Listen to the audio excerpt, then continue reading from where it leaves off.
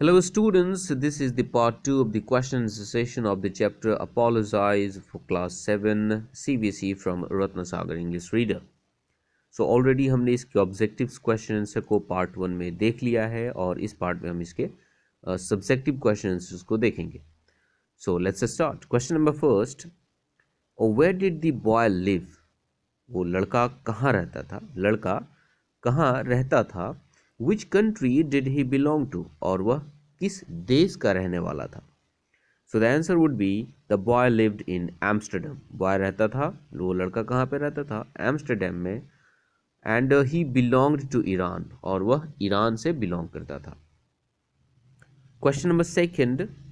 What did the children think when the boy did not apologize? जब वह लड़का apologise नहीं कर रहा था, माफ़ी नहीं मांग रहा था, तो वे बच्चे क्या सोच रहे थे उसके बारे में कि वह माफ़ी क्यों नहीं मांग रहा था? So the answer would be the children thought that the Iranian boy was too proud to apologize.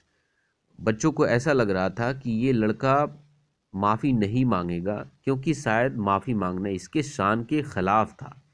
उन लोगों को ऐसा लग रहा था, लेकिन ऐसा बिल्कुल भी नहीं था. वो बच्चा माफ़ी इसलिए नहीं मांग रहा था क्योंकि उसे डच लैंग्वेज नहीं आती थी, जैसा कि हमने स्टोरी को पढ़ा है और समझा है.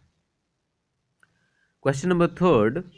How did the boy react when the children became aggressive? जब बच्चे अग्रेसिव हो गए, आक्रामक हो गए उसके प्रति, तो फिर उस लड़के ने कैसे रिएक्ट किया, उसका रिएक्शन कैसा था? Answer. The boy was very much scared of them and there was a mask of fear and concentration on his face. कह रहा है कि बच्चा बहुत डर गया था. वो जो लड़का था वह बहुत डर गया था उन लोगों से और उसके चेहरे पर एक डर का निशान दिख रहा था, एक डर का मास्क दिख रहा था और कॉन्सेंट्रेशन का मास्क उसके फेस पे दिख सकता था.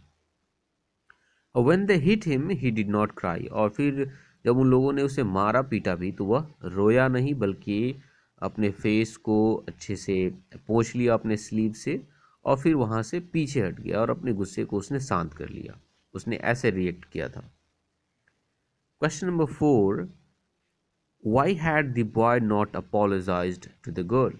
उस लड़के ने उस लड़की से अपोलोजाइज क्यों नहीं किया था, उसने उसे माफ़ी क्यों नहीं मांगी थी? The answer is he did not apologize to the girl because he had not learned enough Dutch in the 6 months of his stay in Amsterdam. He did not know how to apologize. कह रहा है कि वो जो लड़का था वो पिछले 6 महीने से एम्स्टरडेम में रह रहा था और उसने 6 महीने में उतना डच नहीं सीख पाया था ताकि उसको पता चले कि डच लैंग्वेज में किसी से माफ़ी, किसी से अपोलोजाइज़ कैसे की जाती है. तो इसका रीज़न ये है कि he didn't know how to apologize. वह जानता ही नहीं था कि माफ़ी कैसी मांगी जाती है, माफ़ी कैसे मांगी जाती है.